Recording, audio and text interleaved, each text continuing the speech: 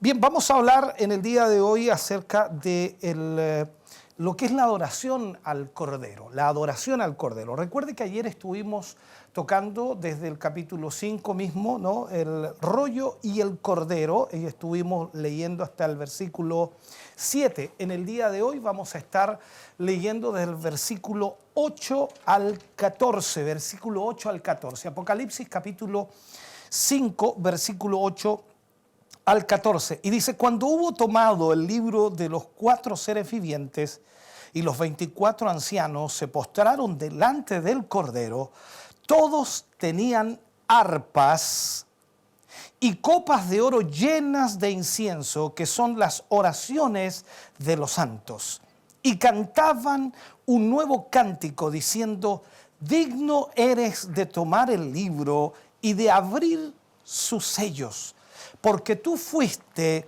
inmolado y con tu sangre nos has redimido para Dios de todo linaje y lengua y pueblo y nación. Y nos has hecho para nuestro Dios reyes y sacerdotes, y reinaremos sobre la tierra. Y miré y oí la voz de muchos ángeles alrededor del trono, y de los seres vivientes y de los ancianos, y su número era millones de millones, que decían a gran voz: el Cordero fue inmolado, es digno de tomar el poder, las riquezas, la sabiduría, la fortaleza, la honra, la gloria y la alabanza. Y a todo lo creado que está en el cielo y sobre la tierra y debajo de la tierra y en el mar y todas las cosas que en ellos hay, oí decir al que está sentado en el trono, al Cordero, sea la alabanza, la honra, la gloria y el poder por los siglos de los siglos. Los 4 seres vivientes decían: amén. Y los 24 ancianos se postraron sobre sus rostros y adoraron al que vive por los siglos de los siglos. Padre, oramos en el nombre de Jesús. Vamos ante su presencia en esta hora dando gracias por su gran amor y misericordia. Gracias porque nos permite en esta hora y en este momento, Señor, tener su palabra y tener la bendición maravillosa de poder, Señor, ministrar el corazón y vida de tantos y tantos hermanos a través de estos medios. Gracias, Señor, porque estamos ciertos y seguros que usted nos bendecirá maravillosamente, que usted se glorificará, que usted derramará, Señor, una bendición especial sobre cada vida y corazón. Padre, úsenos. Ayúdenos para entender y más aún para poder recibir, Señor, la revelación adecuada de su palabra, correcta. La ministración que podamos hacer sea guiada por su Espíritu Santo para que cada hermano y hermana, Señor, sea bendecido. En el nombre de Jesús lo pedimos hoy para su gloria. Amén y amén, Señor. Gracias damos al Señor en esta hora. Esperamos en el Señor que usted pueda, por supuesto, estar atento a lo que vamos a estar hablando, ya que es pero sumamente importante que estemos viendo lo que la Escritura realmente nos menciona y nos enfoca en este libro de Apocalipsis, capítulo 5, versículo 8 al 14. La adoración celestial, así se le llama también, por supuesto, en este pasaje, o se le puede enfocar de esta forma. Dice que inmediatamente después que el Cordero tomó el libro, se formó un impresionante coro, un coro celestial para alabarle. Eso es lo que la Biblia nos muestra aquí y lo que Juan, por supuesto, vio en esta revelación. Es verdad que en este momento el libro todavía no había sido abierto y esto nos impresiona, pero a nadie en el cielo, o nadie en el cielo dudaba de la dignidad y poder del Cordero. O sea, no tenían el problema en ese sentido de que de alguna manera, aunque el libro no había sido abierto aún, ellos estaban conscientes de que lo más importante es que alguien fuera digno de abrir ese libro. Entonces, todos los habitantes del cielo se unieron en voces para alabar a aquel que era digno para abrir ese libro. Con esto nos encontramos una vez más en el libro de Apocalipsis con una bella escena de adoración, una escena extraordinaria de adoración. Porque es un hecho de que nosotros pensamos y creemos solamente que nosotros, los seres humanos, debemos adorar a Dios. Pero aquí vemos a los ángeles y vemos también a los ancianos adorando a Dios. Al fin y al cabo, la actividad más importante, hermano querido, que se lleva a cabo en el cielo es la adoración. Razón por la que ya debemos empezar nosotros mismos a ocuparnos en ello mientras todavía estamos aquí en la tierra, para que cuando estemos en el cielo podamos adorarle con todo nuestro corazón y con todo nuestro ser. Ahora bien, mis hermanos, el escuchar a estos seres vivientes, no es que nosotros lo escuchemos, pero entendamos esto. Cuando Juan dice que escucha a estos seres vivientes, a estos seres celestiales, adorar a Dios, nos ayuda de alguna manera a aprender cómo adorar de una forma correcta a Dios, cómo hacerlo correctamente. Entonces, la pregunta que se hace normalmente es, ¿qué hacen los adoradores? Lo primero que vemos aquí es que se postran delante del Cordero, se postran delante del Cordero. De repente toda la atención que había sido dada al Padre, ahora se le da al Cordero. Y aquí vemos esto entonces. Los ancianos, cuando vemos, los seres vivientes se postran ante el Cordero y reconocen que tiene la misma dignidad que el que está sentado en el trono.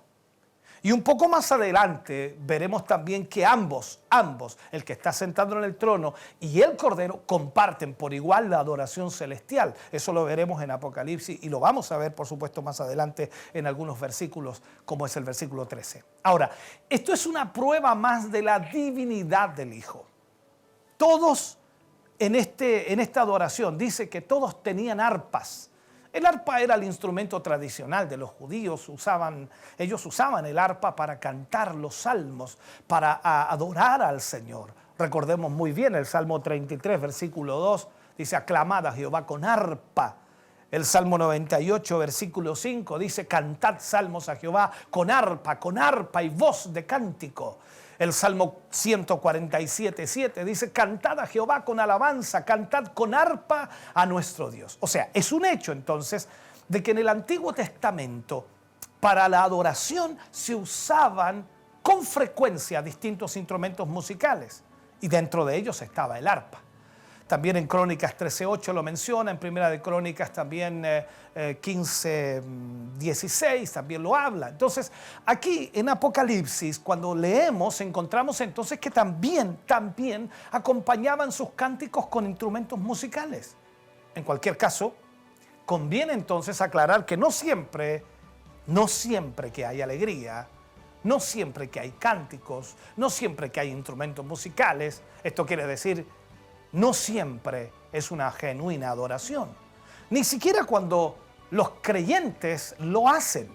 O sea, aquí tenemos que definir cuál es la verdadera adoración. Nosotros podemos pensar, bueno, lo hacían con instrumentos musicales, nosotros también lo hacemos acá, entonces por lo tanto estamos adorando a Dios. No, debemos ver cuál es la genuina adoración.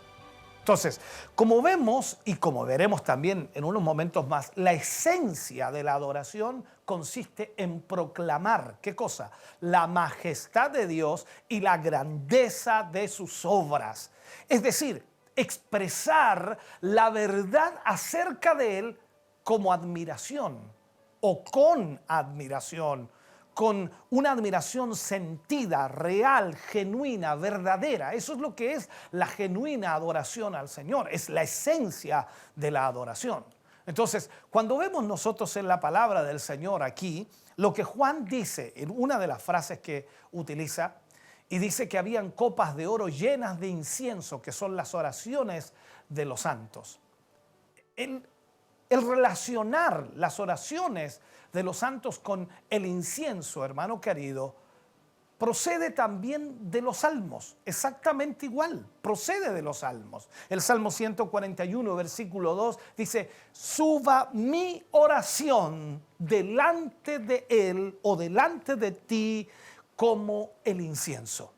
O sea, en relación con esto, un detalle que inmediatamente llama la atención es que en el cielo las oraciones de los santos son consideradas preciosas, llevadas a la presencia del mismo Dios en copas de oro, en copas de oro. Y esto nos debe animar entonces a preservar y a perseverar siempre, constantemente en la oración, sabiendo que Dios las escucha y llegan hasta su trono. Por otro lado, el incienso funcionaba como un perfume que agradaba a Dios, un perfume grato, un perfume rico, por decirlo así. Lo que nos hace pensar entonces que a Dios le gusta escuchar nuestras oraciones, a Dios le agrada oír nuestras oraciones, que son como dice ahí la Escritura, como un perfume que sube hasta la presencia del Señor. Entendemos entonces que estas oraciones son mencionadas aquí porque su tema está relacionado con lo que a continuación va a ocurrir, con lo que va a suceder. De hecho, es una forma de decir que lo que los santos habían pedido por tanto tiempo estaba a punto de cumplirse. Todo lo que los santos estaban pidiéndole a Dios que sucediera, que ocurriera, estaba a punto de suceder. Ahora, ¿a qué se refiere con eso? Pues creemos entonces que recoge el ruego de millones de oraciones acumuladas durante siglos, pidiendo ¿qué cosa?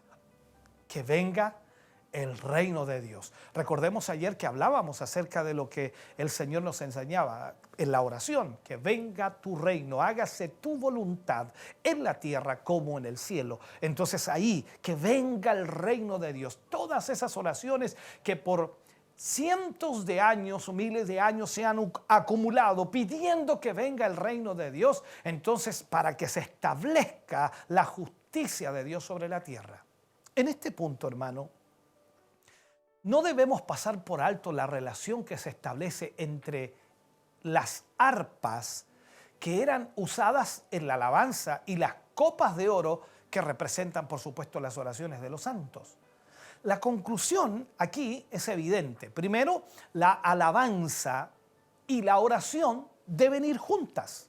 O sea, todo debe ser en esa manera. La alabanza y la oración deben estar juntas. Y cantaban de esta manera y oraban de esta manera. Es por decirlo así.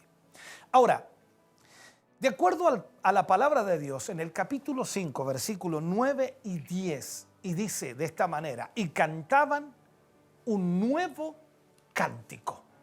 Y cantaban un nuevo cántico. O sea, veamos la palabra, lo que dice aquí, diciendo, ¿qué cosa decía ese nuevo cántico? Digno eres de tomar el libro y abrir sus sellos, porque tú fuiste inmolado y con tu sangre nos has redimido para Dios.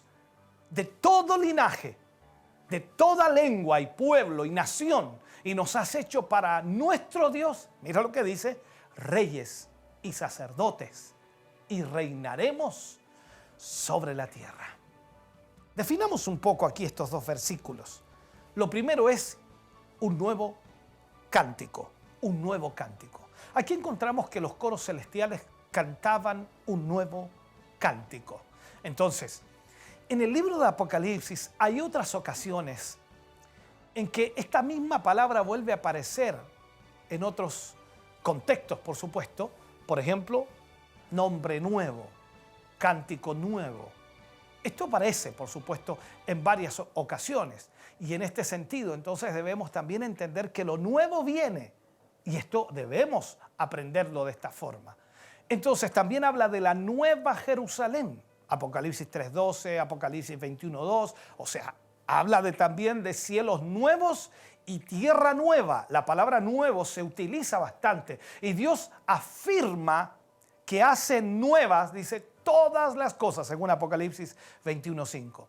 Entonces, Apocalipsis es el libro de las cosas nuevas que surgen de la obra del Cordero, que surgen de la acción del Cordero. En cuanto al creyente, hermano querido, el apóstol Pablo había escrito que si alguno está en Cristo, recuerde las palabras de Pablo, eso aparece en 2 de Corintios capítulo 5, versículo 17, y dice que si alguno está en Cristo, nueva criatura es. Las cosas viejas pasaron, he aquí todas son hechas nuevas. O sea, sin duda, hermano querido, en el cielo será todo completamente nuevo y diferente a lo que hemos conocido en este mundo, a lo que hemos visto en este mundo, a lo que hemos vivido en este mundo. Cristo nos dará una vida completamente nueva en todos los sentidos, con una nueva naturaleza completamente santificada. Pensemos ahora, hermano querido, en el nuevo cántico. Pensemos ahora en eso. Porque eso es lo importante que está sucediendo en este momento de acuerdo al contexto bíblico que estamos analizando. La pregunta que muchos se hacen es ¿por qué es nuevo? La frase aparece con frecuencia en los Salmos y allí se relaciona con las misericordias del Señor que son nuevas cada mañana. Usted recuerda esos salmos, ¿no?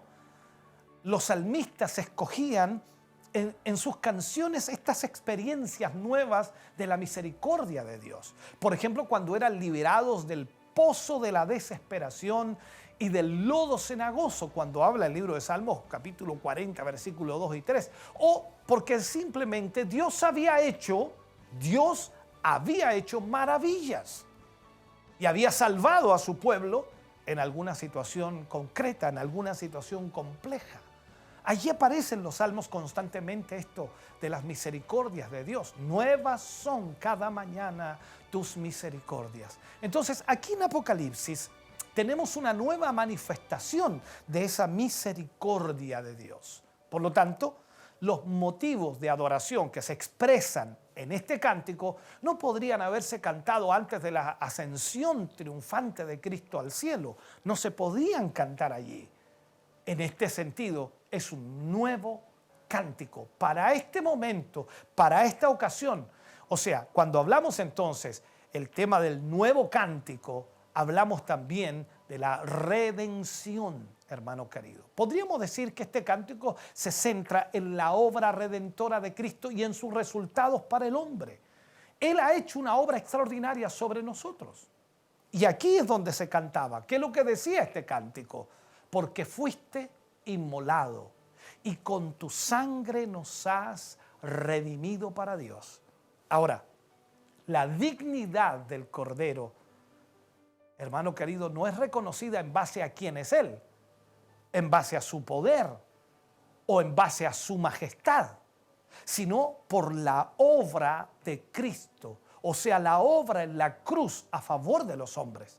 Esto es lo que tenemos que entender. Ese Cordero fue inmolado y por su sangre Él nos ha redimido para Dios. Entonces debemos entender que, vuelvo a insistir en esto, la dignidad del Cordero, si es digno para abrir el sello, no es porque Él tenga el poder o porque tenga la majestad o por algo más, sino porque Él murió en la cruz del Calvario por cada uno de nosotros. Y lo que notamos inmediatamente es que con su sangre, es decir, con su vida de valor incalculable, entregada en el Calvario, entregada en esa cruz, ha conseguido redimirnos para Dios. El término redención era muy conocido en el mundo antiguo y se utilizaba bastante para librar a un esclavo, ser redimido, tener la redención de aquello. En la Biblia entonces implica un cambio de propietario. Eso implicaba redención. El hombre redimido pasaba a ser esclavo del pecado, o como podríamos decirlo, no, el hombre redimido pasa de ser esclavo del pecado y del diablo para ser propiedad del Señor. O sea, sale del pecado porque ha sido redimido. Es cambiado de posesión o de dueño en este sentido. Y por esta razón nuestro texto dice, nos has redimido para Dios. Espero me haya entendido. Entonces, El punto aquí es que ser redimido por Cristo fue que Él nos sacó, recuerde también esa frase, ¿no? De las tinieblas a su luz admirable. Hemos sido redimidos por el Señor Jesucristo. Entonces, ahora nosotros somos suyos, somos de Él.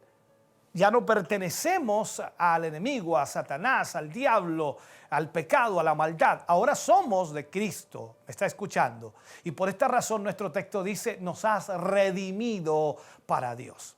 Entonces, como ahora somos suyos, nosotros hemos pasado de dueño, hemos pasado de muerte a vida.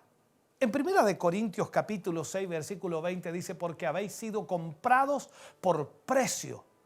Entonces, si habéis sido comprados por precio, sigue diciendo Pablo, glorificad pues a Dios en vuestro cuerpo y en vuestro espíritu, los cuales son de Dios. O sea, si usted y yo hemos sido redimidos por el Señor, si hemos sido comprados a precio de sangre, ¿qué debemos hacer? Glorificar al Señor en nuestro cuerpo, en nuestro espíritu, porque nuestro cuerpo y nuestro espíritu le pertenece al Señor. Entonces, el propósito con Él, ¿cómo puedo decirlo? El propósito con el que este mundo fue creado y con el que Cristo, hermano querido, lo redimió, fue para que sirviera y glorificara a Dios. O sea, Dios creó primero a este mundo para que glorificara a Dios. Y el mismo propósito que Cristo trajo para redimirnos es para que nosotros glorifiquemos a Dios y sirvamos a Dios. Por lo tanto, la redención tenía como objetivo restaurar la relación perdida entre Dios y el hombre. No porque Dios la haya perdido o Dios la haya destruido, sino el hombre fue el que se apartó de Dios. Y en este sentido, entonces, la redención tiene ese objetivo, restaurar la relación perdida entre Dios y el hombre. Esto implica necesariamente pagar el precio de nuestra culpabilidad. Y dígame quién no es culpable. Yo levanto mis dos manos y digo, soy culpable, somos culpables. Y eso fue precisamente lo que Cristo hizo en la cruz. Él se puso en nuestro lugar, Él pagó el precio de nuestra culpabilidad, Él pagó el precio de nuestro pecado y nos hizo aceptos al Padre. De acuerdo a Colosenses capítulo 2, versículo 13 y 14, dice, y a vosotros, estando muertos en pecados y en la incircuncisión de vuestra carne, os dio vida. Tremendo. Os dio vida juntamente con Él, perdonándoos todos los pecados, anulando el acta de los decretos que había contra nosotros, que nos era contraria, quitándola, aleluya, quitándola de medio y clavándola en la cruz. O sea, solo de ese modo podía redimirnos de la maldición del pecado. Y Él lo hizo, aleluya, 2000 años atrás lo hizo por nosotros. Y hoy día nosotros hemos sido redimidos por el Señor. ¡Qué tremendo! De acuerdo a Gálatas, Pablo sigue hablando acerca de esto y también le habla a los Gálatas y les dice a los Gálatas en el capítulo 3, versículo 13, Cristo nos redimió de la maldición de la ley, hecho por nosotros maldición, porque está escrito, maldito todo el que es colgado de un madero. Ahora, en cuanto al precio de nuestra redención, vemos que fue la misma vida de Cristo el precio de nuestra redención. O sea, tu salvación, tu redención, mi salvación, mi redención costó la vida de Cristo. Es el precio que se pagó por nuestra salvación. Hermano querido, esto es tremendo. Cuando vemos a Pedro, en 1 de Pedro, capítulo 1, versículo 18 al 19, dice, sabiendo que fuisteis rescatados de vuestra vana manera de vivir, la cual recibisteis de vuestros padres, no con cosas corruptibles como oro, plata, sino con la sangre preciosa de Cristo, como de un cordero sin mancha y sin contaminación. O sea, aquí Pedro nos está enfocando en realidad lo importante de esto. En Marcos capítulo 10, versículo 45, porque el Hijo del Hombre no vino para ser servido, sino para servir y para dar su vida en rescate por muchos. Y ahí levanto mi mano y digo, yo Señor por mí lo hizo. y seguro también lo hizo por ti, hermano querido. Como alguien ha dicho, nunca se ha pagado un precio tan alto por algo que valía tan poco. Nunca se ha pagado un precio tan alto por algo que valía tan poco. Dios pagó con la vida de su propio Hijo el rescate de los hombres pecadores. Entre esos estaba usted y yo. Entonces, cuando nosotros vemos el alcance de los beneficios, hermano querido, de esta redención, vemos que es universal, de todo linaje, de toda lengua, de todo pueblo y de toda nación, tal como lo dice Apocalipsis. Él murió por los hombres y mujeres de todas las razas, no solo por los judíos, sino por todos los hombres y mujeres de todas las razas. La muerte de Cristo no fue solamente por un grupo de escogidos, sino por todo el mundo, por todo el mundo. Eso lo dice Juan 3:16, el versículo que más conocemos, hermano querido, porque de tal manera amó Dios ¿a qué? Al mundo, que ha dado a su Hijo unigénito para que todo aquel que en Él cree, todo aquel, no importa la raza, no importa la nación, no importa de dónde sea, para que todo aquel que en Él cree no se pierda, mas tenga vida eterna. El profeta Daniel utiliza una fórmula similar, hermano querido, a la del Apocalipsis para anunciar que el reinado del Hijo del Hombre sería universal. No estaría destinado tan solo a un pueblo, sino un reinado universal. Daniel capítulo 7, versículo 13 y versículo 14 hablan de esto.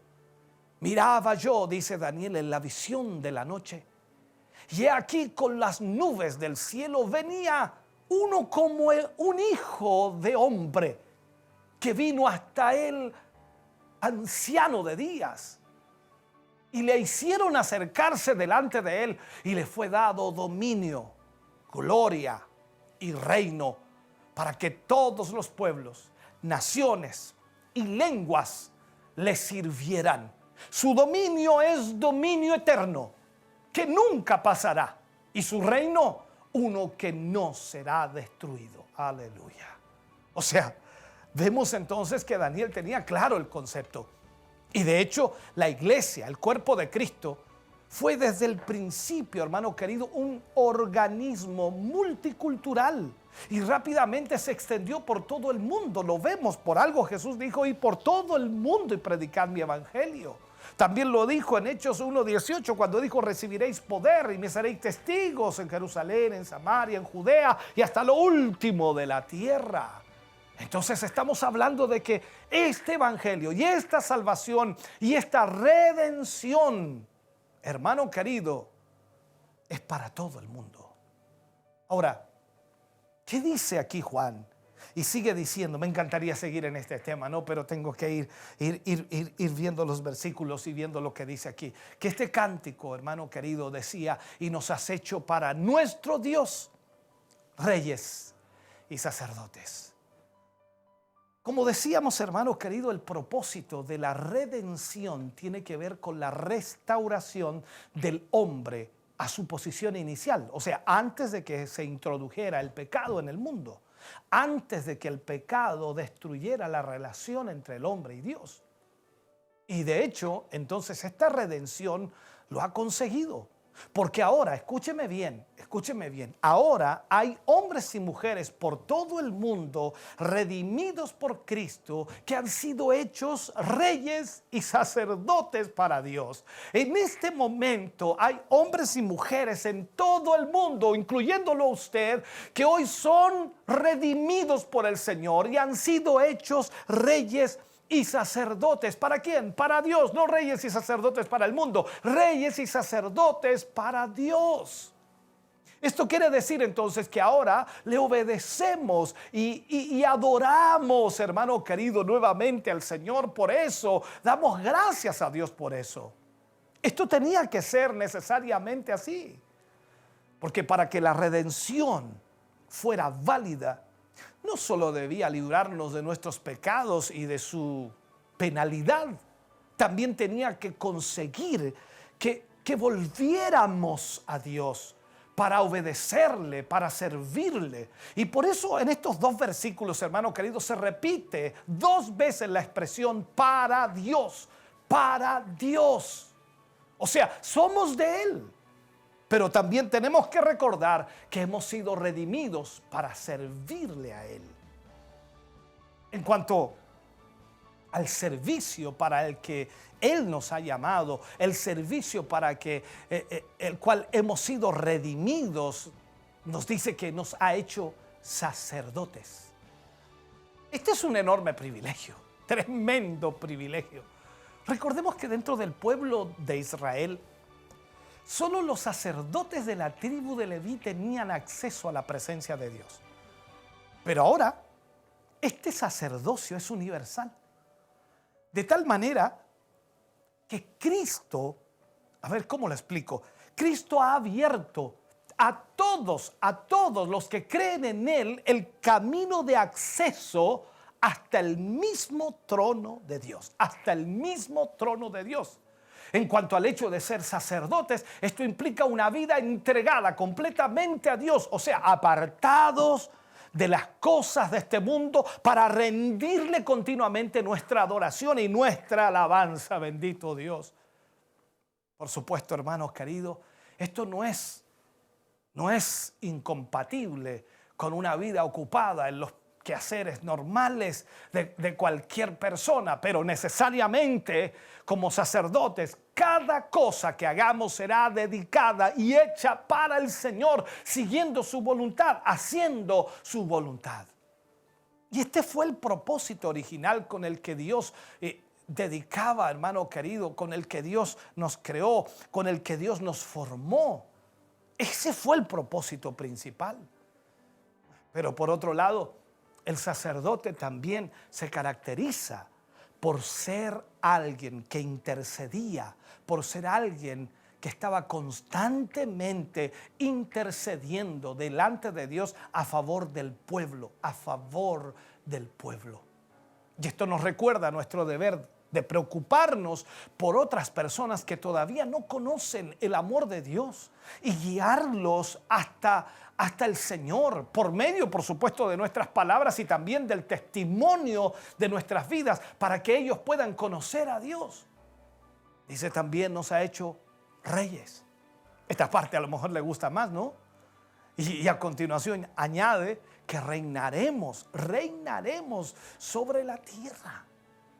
Entonces, esta es una enorme responsabilidad para que debemos prepararnos. Y esa es la realidad. Tenemos que prepararnos para esto.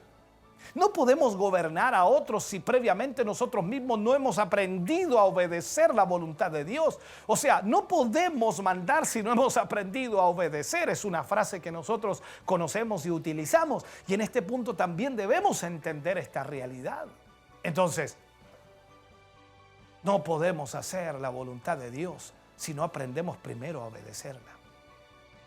Cuando Juan habla de esto en el versículo 11, dice, y miré, y oí la voz de muchos ángeles alrededor del trono.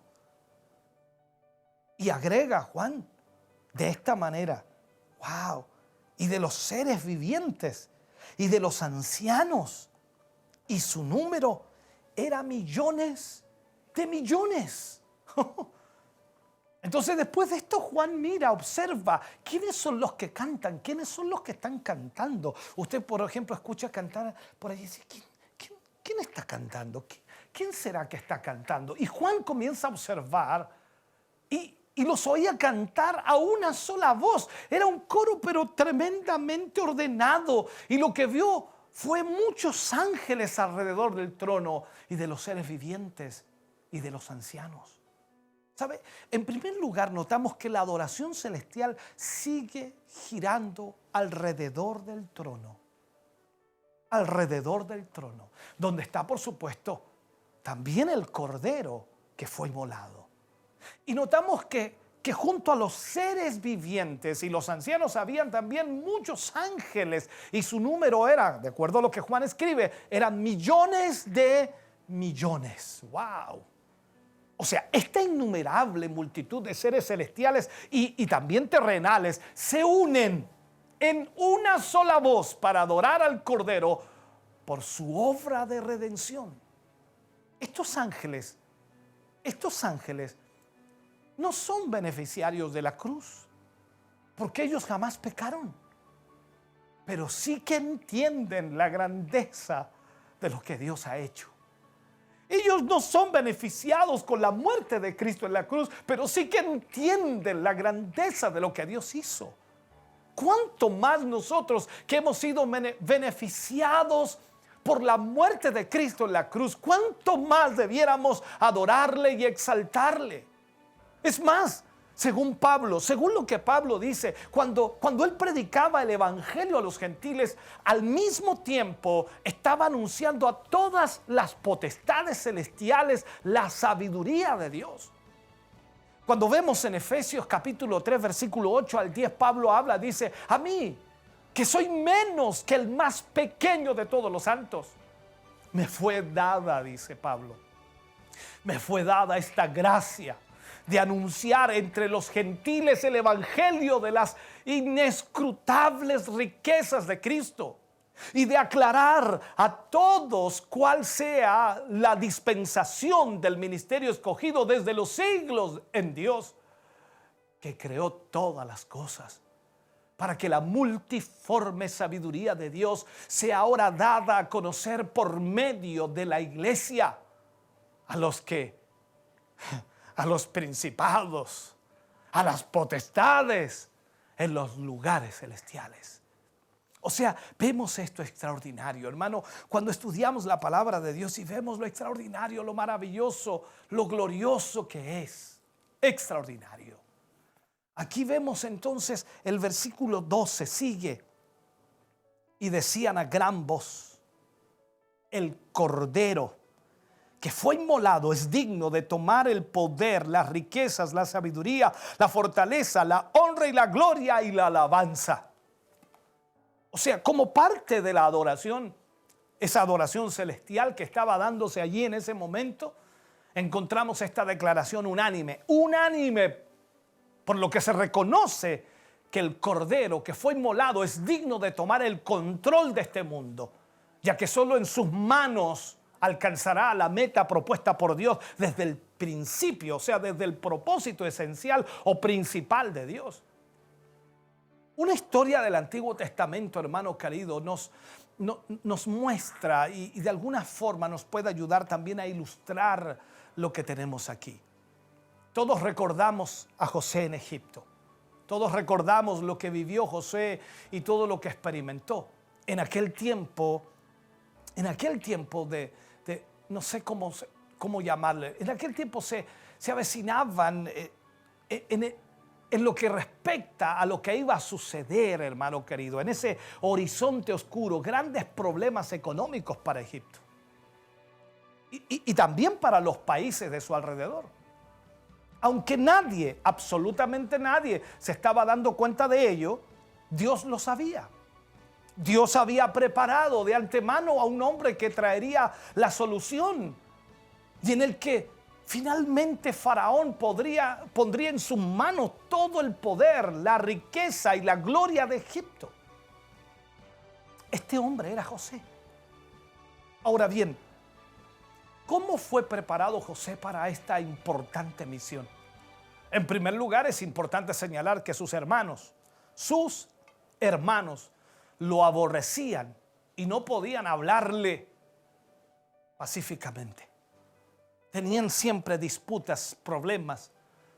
¿Por qué? Porque José denunciaba a sus hermanos ante su padre el mal comportamiento que ellos tenían. Además, José tuvo varios sueños en los que se daba a entender en los sueños con mucha claridad que Dios tenía grandes planes para él. Y si esto no fuera suficiente, percibían que su padre Jacob tenía un aprecio especial por José, como que lo amaba más que a ellos.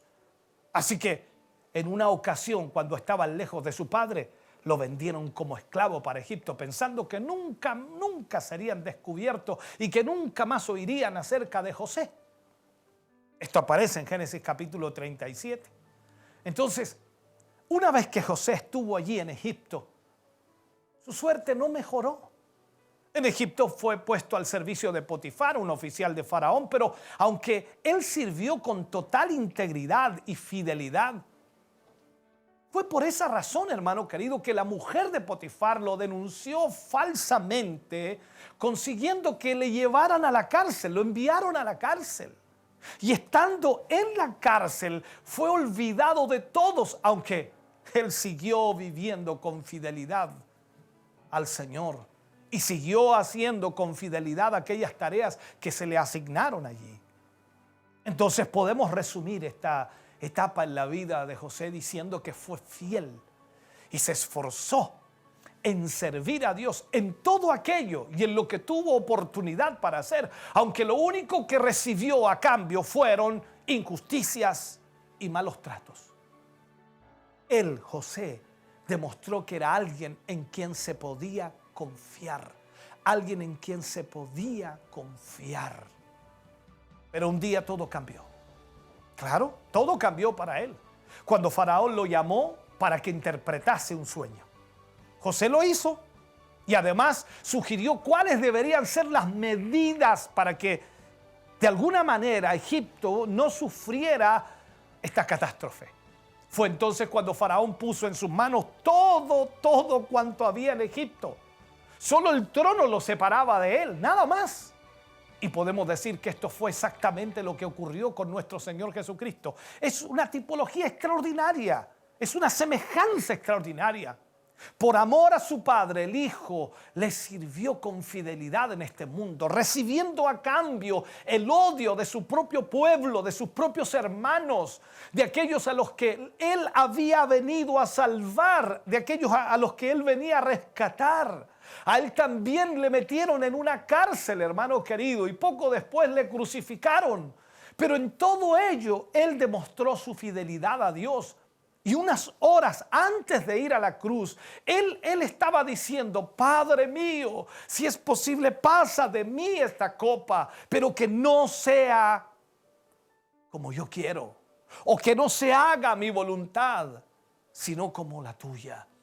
En las manos, hermano querido, de alguien con esa disposición, en las manos de alguien con ese grado de compromiso con la voluntad de Dios, sí se puede colocar el universo entero en sus manos. ¿Por qué? Porque Él fue fiel a Dios, a su Padre en todo momento. Él nunca falló. Y ahora por esta razón entonces los coros celestiales cantan a una voz que Él es digno de tomar el poder, las riquezas, la sabiduría, la fortaleza, la honra, la gloria y la alabanza. Él es digno. Entonces vemos ahí cómo la palabra de Dios nos va mostrando esto extraordinario y maravilloso. Bendito sea el nombre del Señor. Si definimos la palabra poder, Cristo es digno de recibir el poder porque nunca lo utilizará de un modo orgulloso ni tampoco desobediente. Será fiel a su Padre. Tiene todo el derecho de recibirlo, no solo hermano querido, en nuestra vida, sino también en la iglesia, en el mundo, en el universo entero. Él debe gobernar absolutamente todo, Él debe controlar absolutamente todo, porque Él utilizará este poder para llevar a cabo con fidelidad los proyectos de Dios, el propósito y el plan de Dios desde el principio. Luego dice que les fue dado las riquezas. Cristo estuvo dispuesto a hacerse pobre siendo rico por amor a nosotros. ¿Y eso no te dice algo? Podemos estar seguros de que Él nunca va a utilizar las riquezas de una forma egoísta. Podemos darle todo lo que tenemos confiadamente porque Él utilizará las cosas en forma correcta. Luego dice que se le fue dado la sabiduría. Eso cantaban en esta adoración. Cristo ha recibido también toda la sabiduría, de tal modo que podemos estar seguros de que llevará a cabo el programa divino en relación al destino de este mundo. Hermano querido, de la mejor manera lo hará. Le fue dada la fortaleza. Cristo es el único que puede desarmar al mal y despojarlo de su poder, sacar el pecado y la maldad y destronarlas totalmente. También le fue dada la honra Cristo es el único que debe ser, hermano querido, el único que debe ser estimado y considerado por su dignidad y su poder para establecer el reino de Dios en este mundo. Entonces se acerca el día, y lo digo así con palabras grandes, se acerca el día en que toda rodilla se doblará ante Él y confesará que Él es el Señor. Se acerca el día. A Jesús le fue dada la gloria. Eso es lo que dice este cántico. Oh, bendito sea el nombre del Señor. Cristo es la expresión máxima de la gloria de Dios, puesto que en Él se manifiesta con total claridad todos los atributos de la divinidad, y por esta razón es digno también de recibir todo el reconocimiento de sus criaturas, todo el reconocimiento. Oh, Dios lo dijo en un momento cuando Él entró a las aguas: este es mi Hijo amado. Él lo dijo también cuando se transfiguró allí en el monte de la transfiguración: este es mi Hijo amado, en quien tengo complacencia. A Él oíd. A Él le fue dada la alabanza. Aquí vemos el punto más alto de todo lo anterior.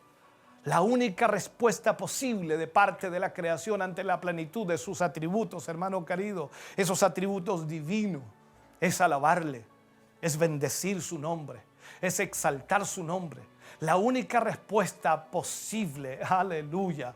Y finalmente toda la creación se une a esta declaración de alabanza, toda la creación. El versículo 13 dice: y a todo lo creado que está en el cielo y en la tierra, o sobre la tierra y debajo de la tierra y en el mar, y todas las cosas que en ellas hay, oí decir al que está sentado en el trono y al Cordero, sea la alabanza, la honra, la gloria y el poder por los siglos de los siglos. Aleluya.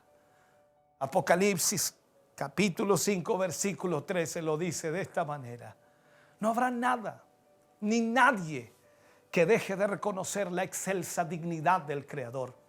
Esto incluye a los hombres que ya hayan muerto, como a los que estén vivos, hermano querido, a los creyentes como a los inconversos, a los hombres como a todas las criaturas celestiales. Toda la creación elevará su voz para reconocer que Dios tiene el derecho legítimo de ser adorado, de ser exaltado.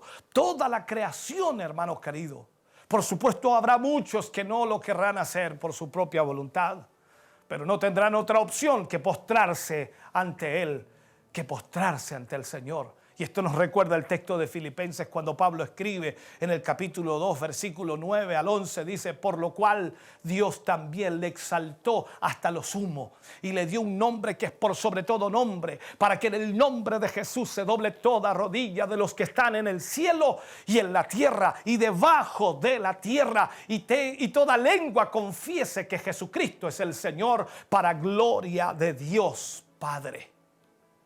Notemos también, hermano querido, en esto, para ir ya cerrando, notemos en esto que esta adoración que recorre el universo entero es dirigida tanto al que está sentado en el trono como al Cordero. El que está sentado en el trono es Dios y el Cordero es nuestro Señor Jesucristo. Hermano querido, si me estás escuchando, amigo, amiga, si eres unitario, yo no sé cómo explicas esto. El que está sentado en el trono es Dios y el que está a su lado es el Cordero. ¿Estás oyendo? Y por último, se subraya, hermano querido, la actitud de los 4 seres vivientes y de los 24 ancianos. El versículo 14 cierra diciendo: y los 4 seres vivientes decían amén, a todo lo entonado, a todo lo cantado, amén. Y los 24 ancianos se postraron sobre sus rostros y adoraron al que vive por los siglos de los siglos.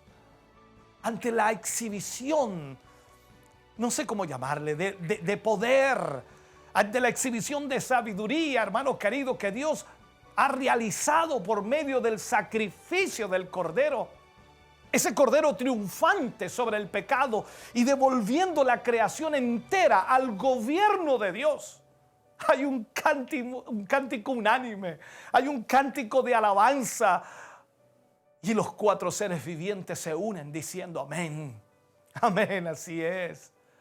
Y acto seguido, los 24 ancianos abandonan sus tronos para postrarse sobre sus rostros y adorar al eterno Dios que vive por los siglos de los siglos. Oh, qué palabra, hermano querido, qué maravilloso, qué extraordinario. Por eso tú y yo tenemos que entender, hermano querido, que hemos sido redimidos por el Señor. ¿Cómo no adorarle? Si los ángeles, millares y millares de ángeles adoraban a Dios allí, dando gracias por lo que el Cordero había hecho, por el sacrificio de la cruz, que para ellos no era un beneficio, pero para ti y para mí lo es. Cuánto más debemos adorar a Dios, a nuestro Dios, que ha sido nuestro Salvador. Te invito a orar en esta hora. Te invito a buscar presencia de Dios en esta noche. Padre, ¿cómo no adorarte? ¿Cómo no exaltarte, Señor? ¿Cómo no darte a ti toda honra y toda gloria? Oh Señor, gracias por tu inmenso amor y misericordia. Gracias por tu inmensa bondad. Gracias por salvar nuestras vidas. Gracias por redimirnos. Gracias, Señor, por rescatarnos. Tu amor ha sido grande para con nuestras vidas. Ha sido maravilloso para con nosotros. No lo merecíamos. Oh, Señor, tu gracia maravillosa ha sido sobre nuestras vidas. Solo tu amor nos alcanzó, Señor. Y hoy solo podemos adorarte, honrarte, exaltarte, darte a ti honra, gloria y alabanza porque tú la mereces. Mi Dios, recibe la alabanza, recibe la adoración, recibe, Dios mío, de nuestros labios, de nuestro corazón, toda alabanza para ti. Tú mereces ser honrado, tú mereces ser alabado, tú mereces ser glorificado. A ti, Señor, te damos toda honra y toda gloria. Gracias por tu inmenso amor, Señor, y salvarnos y redimirnos. En el nombre de Jesús lo agradecemos hoy para tu gloria, mi Señor. Amén. Y amén, Señor Jesús. Bendito sea el nombre del Señor. Aleluya. Dios les bendiga.